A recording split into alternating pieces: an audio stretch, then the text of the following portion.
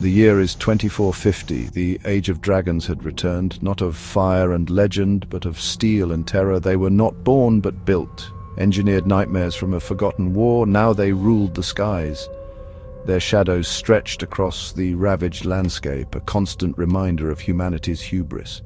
Once sprawling cities had kissed the clouds, now rusted husks scarred the horizon. Nature had begun to reclaim the concrete jungles.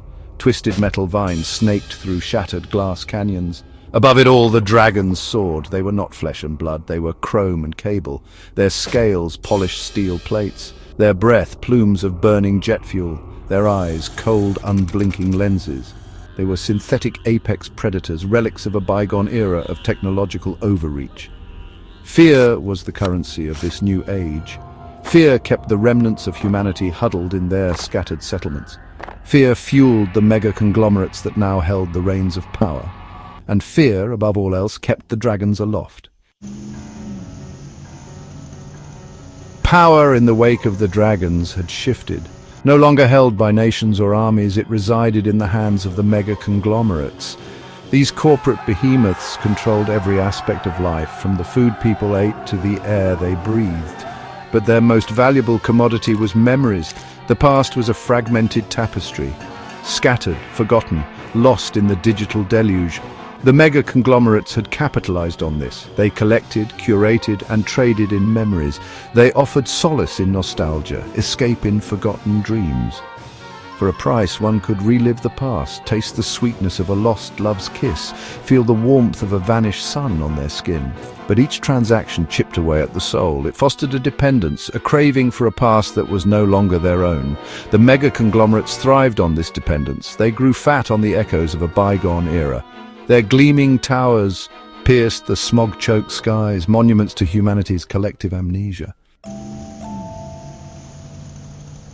In this world of steel and shadows lived Princess Seraphina. A relic of a fallen dynasty, she was a porcelain doll in a shattered world.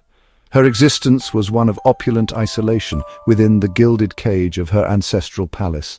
The world outside, with its dragons and despair, was but a distant whisper.